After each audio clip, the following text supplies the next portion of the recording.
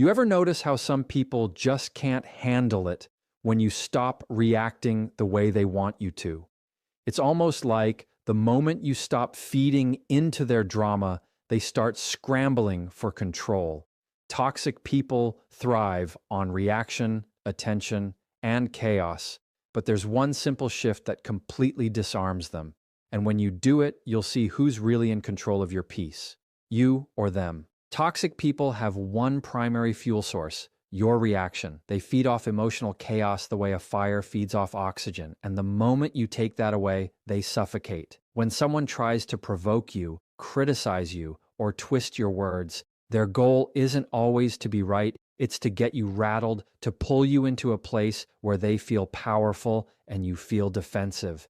The second you raise your voice, over-explain, or try to prove your worth, they've already won the game. But when you stay calm, truly calm, you flip the dynamic completely. You tell them without saying a word that they no longer control your emotions, your tone, or your peace. That kind of calm isn't weakness, it's dominance through composure. And toxic people can't stand it because it exposes their lack of control. They'll test you harder when you start showing emotional restraint. Suddenly, they'll use sharper words, push deeper into your insecurities, or act more dramatic than usual because your calmness threatens the power they thought they had over you. But that's exactly the moment to hold the line, to breathe, to pause, and to respond with clarity instead of emotion. It's not about pretending their behavior doesn't affect you, it's about refusing to let their behavior dictate your response. When you stay grounded in your calm, they get frustrated because their usual tactics stop working. They can't get you to snap, they can't make you defend, and they can't manipulate your energy.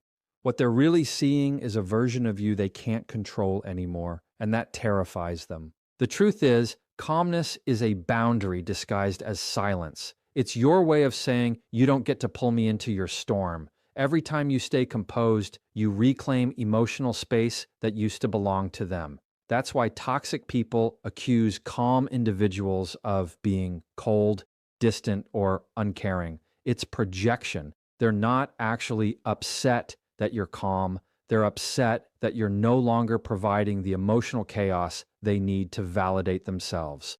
When you stop reacting, you stop feeding their need to feel significant.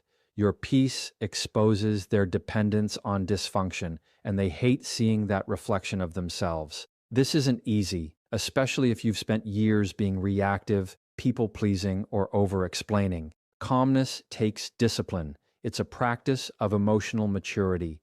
It means choosing logic over impulse, understanding that your energy is a currency and not everyone deserves to spend it. Sometimes it means walking away mid-argument, not because you're giving up, but because you're choosing peace over pointless confrontation. The more you master that control, the more they'll try to provoke you, but eventually they'll realize they can't win a game you're no longer playing. When you stay calm, you gain something toxic people will never understand: perspective. You begin to see through manipulation instead of reacting to it. You start to notice patterns instead of being pulled into them. You recognize that their anger isn't about you. It's about their inability to manage themselves. And the moment you see that clearly, their words lose power, their tactics lose effect, and your peace becomes untouchable. That calm doesn't mean you don't care. It means you finally care about the right thing. Your mental balance, not their opinion. So the next time someone tries to bait you into reacting, remember this: the person who stays calm always holds the power. You can't argue with silence. You can't manipulate peace. Toxic people will hate it, but your composure will always speak louder than their chaos. Boundaries are the mirror that shows toxic people who they really are, and that's why they can't stand them. The moment you start saying no to things you used to tolerate, you stop being easy to manipulate. Toxic people rely on blurred lines. They thrive in situations where your kindness can be twisted into weakness, where your empathy can be turned into obligation. But when you set boundaries, you make the rules clear, and that clarity exposes their intentions. They're not mad because you're being unfair. They're mad because you're no longer giving them unlimited access to your time, emotions, and energy. Every boundary you set becomes a wall they can't climb without revealing their real motives: control, attention, or validation. And when they can't find those things in you anymore, they start showing their frustration through anger, guilt trips, or silent treatment, all because your no feels like rejection to someone who's used to owning your yes. Boundaries are not about shutting people out. They're about protecting your peace. They define what behavior you will and will not allow, and that alone makes toxic people deeply uncomfortable.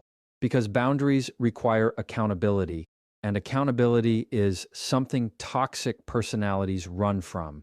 When you enforce a limit, like not engaging in gossip, not answering every call, or not tolerating disrespect, you send a signal that their old methods won't work anymore. That's when they'll start saying things like, "You've changed," or "You're so distant lately," trying to guilt you back into submission. But the truth is, you haven't changed. You've grown. You're no longer giving your emotional energy away for free, and they can't handle that kind of emotional independence. When you start holding boundaries, you start seeing people's true colors. The healthy ones will respect your space, adjust, and still value your connection. The toxic ones will push harder, test you, and accuse you of being difficult. That's how you know who's really in your corner. Boundaries don't break relationships. They reveal which ones were never real to begin with. It's fascinating. The same people who loved you when you were always available suddenly act offended when you start prioritizing yourself. It's because they weren't in love with you. They were in love with your compliance. And when that compliance disappears, so does their fake affection. Enforcing boundaries takes courage because you'll face resistance at first. People who benefited from your lack of boundaries will always be the loudest critics when you start setting them. They'll make you question your worth, your kindness, and your decisions, not because you're wrong, but because your strength reminds them of their own lack of control. That's why staying consistent matters. It's not enough to draw the line once. You have to hold it every time they try to cross it. You don't owe long explanations, debates, or emotional justifications. A boundary doesn't need a speech. It just needs enforcement. Over time, something powerful happens. You stop feeling guilty for protecting yourself. You realize that peace isn't found in pleasing everyone. It's found in honoring yourself. The people who truly care about you will adapt to your boundaries, not attack them. And the ones who can't handle them were never meant to stay. The discomfort you feel at first turns into freedom. Freedom from manipulation, emotional exhaustion, and the constant pressure to prove your worth. You begin to trust yourself again because you know you can protect your energy. Boundaries are not walls, they're gates with locks that you control. You decide who gets access, how much, and when. Toxic people hate that because it means the control is finally out of their hands. They can't twist your emotions or use guilt as a leash anymore.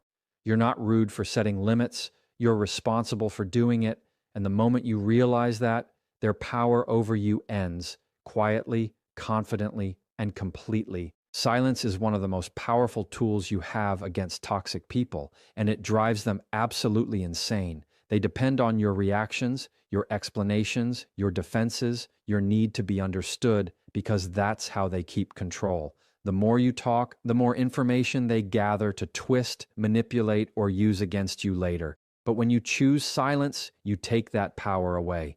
You stop giving them access to your emotions, and suddenly they can't figure out what you're thinking or how to push your buttons.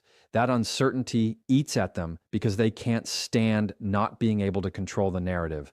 Toxic people crave engagement, and silence is the one thing they can't manipulate. It's not about giving them the silent treatment to punish them. It's about protecting your peace by refusing to participate in pointless chaos. When you stop explaining yourself, toxic people feel exposed. They rely on your over-explaining to make themselves look innocent and you look guilty. They'll accuse you, provoke you, and then sit back waiting for your emotional reaction to validate their behavior. But silence denies them that satisfaction. It's like holding up a mirror to their own insecurity. They start talking faster, getting louder, trying to bait you into saying something they can use because your silence forces them to face themselves, and that's something they avoid at all costs. The more you stay quiet, the more they reveal through their words and actions, because toxic people can't stand empty space. They'll fill it with the truth they were trying to hide. This kind of silence isn't weakness, it's emotional discipline. It's choosing not to attend every argument you're invited to. It's knowing that responding to manipulation is participation in manipulation. When someone twists your words, plays the victim, or tries to gaslight you into doubting your reality, silence is your shield. You don't owe anyone constant explanations for your choices, your boundaries, or your peace. Every time you resist the urge to defend yourself, you teach people that your worth isn't up for negotiation. You stop being reactive and start being intentional. That calm, quiet confidence unsettles toxic people because it means they can't pull you into their emotional storm anymore. Of course, silence can feel uncomfortable at first, especially if you're used to over-communicating or trying to fix everything. But that discomfort fades once you realize how much energy you've been wasting on people who never listened anyway. Toxic people don't want understanding, they want control. Your silence removes their stage. You stop playing the role they wrote for you in their script, and suddenly they don't know what to do.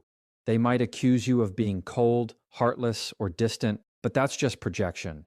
What they're really saying is, you're no longer reacting the way I need you to. And that's exactly the point. Silence gives you space to think instead of react. It gives you time to choose peace over impulse, to observe patterns instead of getting lost in them. You start to notice how much calmer your world becomes when you stop arguing with people who